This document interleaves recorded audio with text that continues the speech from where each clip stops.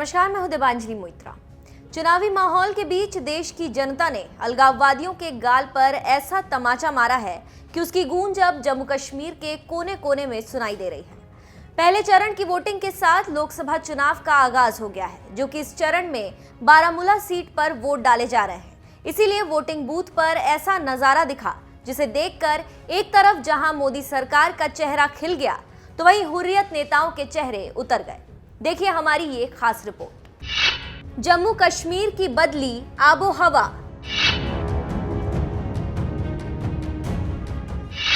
बारामूला की जनता ने जड़ा थप्पड़।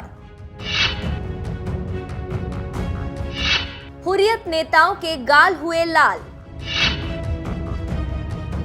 पहले चरण की वोटिंग के चलते 91 सीटों पर वोट डाले जा रहे हैं। लोग घरों से निकलकर अपना मताधिकार का इस्तेमाल कर वोट डाल रहे हैं ताकि देश को तरक्की पर ले जाने वाली एक नई सरकार मिले। लेकिन जम्मू कश्मीर से जो तस्वीरें सामने आई हैं, उसने सबको चौंका दिया है। जी हां, बारामूला सीट पर कश्मीरी पंडितों से लेकर वहां के स्थानीय निवासी बढ़ चढ़कर मतदान कर रहे हैं। पोलिंग बूथ पर लंबी लंबी कतारें लगी हुई हैं। आलम यह है कि चुनावी माहौल में कुछ तो झूमते हुए भी नजर आए।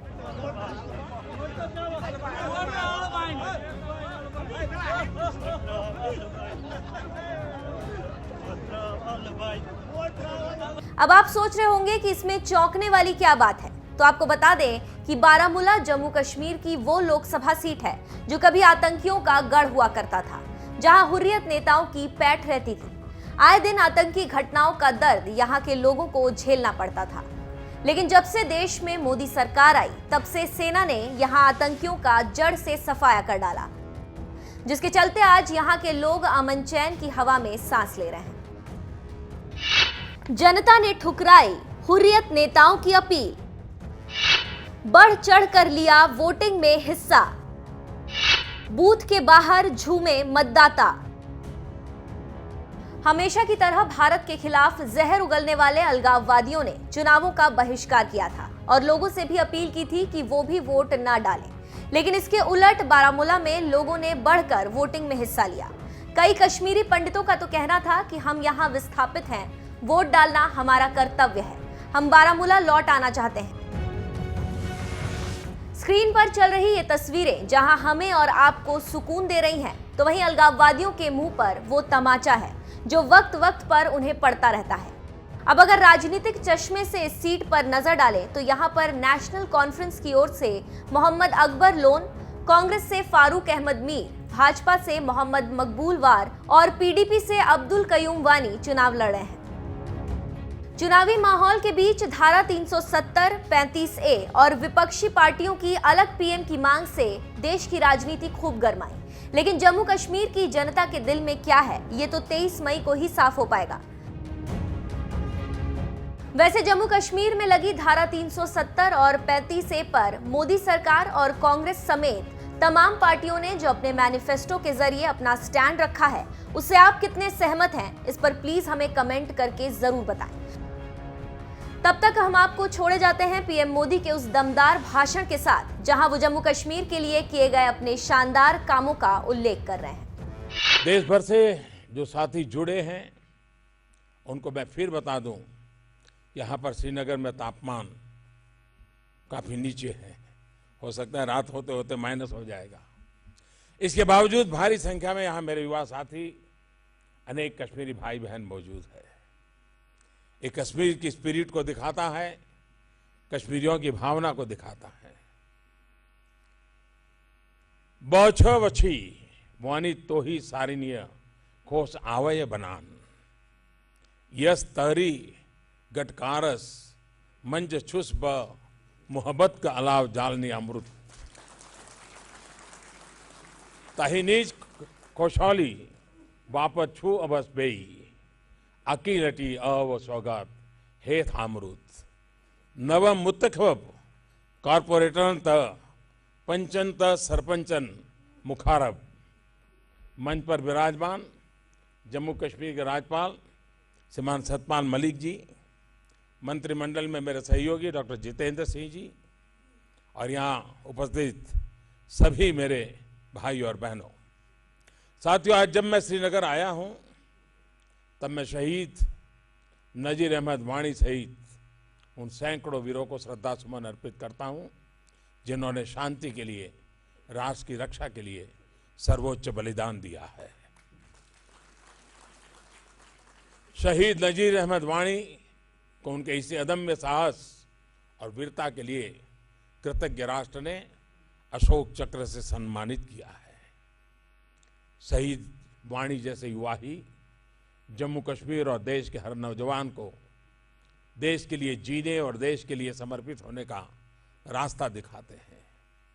मैं जम्मू कश्मीर के लाखों लोगों को भी बधाई देता हूं जिन्होंने सालों बाद पंचायत और शहरी निकायों के चुनाव करवाए और अपने नुमाइंदे चुने। लोकतंत्र के प्रति आपकी निष्ठा नफरत से भरे लोगों के लिए एक बहुत बड़ा संदेश है।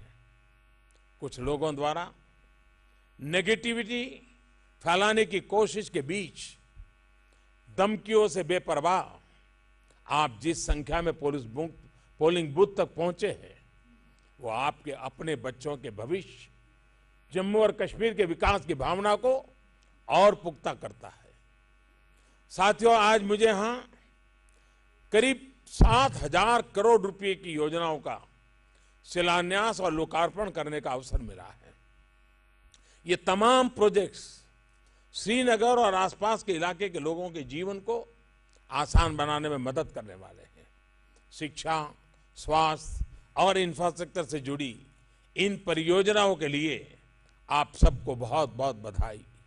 साथियों, जैसे कि आपने देखा, आज श्रीनगर देश की शिक्षा व्यवस्था से जुड़े एक बहुत बड़े कार्यक्रम की मेजबानी कर रहा है। आप में से बहुत लोगों ने नोटिस किया होगा कि 4-4.5 वर्ष पहले जितने भी बड़े कार्यक्रम लॉन्च होते थे या फिर केंद्र सरकार कोई योजना शुरू करती थी तो वो सब कुछ दिल्ली के विज्ञान भवन में होता था। लेकिन हमने पुरानी सरकारों की उस कार्य संस्कृति को ही बदल दिया है। हमारी सरकार ने आयुष्मान भारत योजना की शुरुआत झारखंड से की, उज्ज्वला योजना की शुरुआत उत्तर प्रदेश से की, प्रधानमंत्री बीमा सुरक्षा योजना, प्रधानमंत्री जीवन ज्योति सुरक्षा योजना पश्चिम बंगाल में जाकर के की, हैंडलूम से जुड़े राष्ट्रीय स्तर के अभियान की शुरुआत तमिलनाडु से की, बेटी बचाओ बेटी पढ़ाओ की शुरुआत हरियाणा से की, पोषण अभियान की शुरुआत राजस्थान जाकर के की।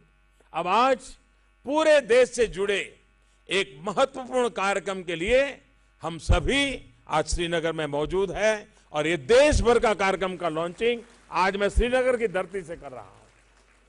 आज यहां राष्ट्रीय उच्च स्तर शिक्षा अभियान यानी रूसा के दूसरे फेज से जुड़े प्रोजेक्ट की शुरुआत की गई है। यहीं से देश भर में 70 नए model degree college, 11 professional college, 1 महिला यूनिवर्सिटी, 60 से अधिक एंटरप्रेन्योरशिप, इनोवेशन और कैरियर हब का शिलान्यास और उद्घाटन किया गया है। इनमें से अनेक संस्थान यही जम्मू कश्मीर के लिए भी है। साथियों, ये दिखाता है कि न्यू इंडिया किस दिशा में चल रहा है। नए भारत के निर्माण के लिए हमारा रास्ता क्या है। रिसर्च, इनोवेशन, इंक्यूबेशन और स्टार्टअप्स के लिए एक नया टेम्परामेंट देश में विकसित किया जा रहा है। देश भर के स्कूलों में बन रही अटल टिंकरिंग लैब्स हो, अटल इंक्यूबेशन सेंटर्स हो, जय जवान जय किसान जय विज्ञान और जय अनुसंधान का हमारा संकल्प आज और सशक्त हो रहा है। इस सशक्तिकरण का गवाह हमारा श्रीनगर बना है, जम्मू कश्मीर बना है। साथियों, ये स्टार्टअप इंडिया अभियान का ही असर है कि आज भारत चीन और अमेरिका के बाद तीसरा सबसे बड़ा स्टार्टअप नेशन बन गया है। बीते 3-4 वर्षों में 15,000 से अधिक स्टार्टअप्स रिकॉग्नाइज किए जा चुके हैं। इनमें से भी लगभग 50% स्टार्टअप टियर 1, टियर 2 शहरों में स्थापित रहे हैं। साथियों, स्टार्टअप के साथ साथ देश के ग्रामीण इलाकों में टेक्नोलॉजी का विस्तार भी हमारी प्राथमिकता में है। आज देश भर में 3 लाख से अधिक कॉमन सर्विस सेंटर ग्रामीणों को डिजिटल सेवाएं तो दे ही रहे हैं, लाखों युवाओं को रोजगार से भी जोड़ रहे हैं। आज बांदीपुरा में राज्य का पहला ग्रामीण बीपीओ भी खुल गया है। इससे बांदीपुरा के युवाओं के लिए नए अवसर का द्वार खुला है। भाइयों और बहनों, जितने भी प्रोजेक्ट्स का शिलान्यास और उद्घाटन आज किया गया है, ये देश के ऐसे जिलों में शुरू किया जा रहा है जो विकास की दौड़ में आगे बढ़ने का प्रयास कर रहे हैं। रूसा के दूसरे चरण में देश के 450 जिलों में उत्कृष्ट शिक्षण संस्थान तैयार किए जा रहे हैं। अवसरों की समानता की तरफ एक और बड़ा कदम है। मुझे विश्वास है कि इन सभी जिलों के युवाओं को जब अपने घर के पास ही अच्छे संस्थान मिल जाएंगे तो वो अपने टैलेंट को और निखार पाएंगे, अपनी स्किल को और तराश पाएंगे।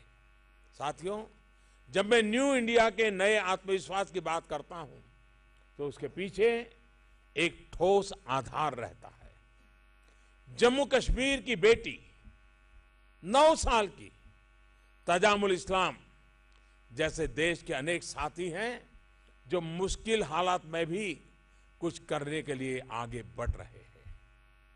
केंद्र सरकार आप सभी युवा साथियों के उस उत्साह, इस उमंग को और उड़ान देना चाहती है। इसके लिए खेलो इंडिया अभियान के तहत एक बहुत बड़ा टैलेंट हंट कार्यक्रम देश में चल रहा है।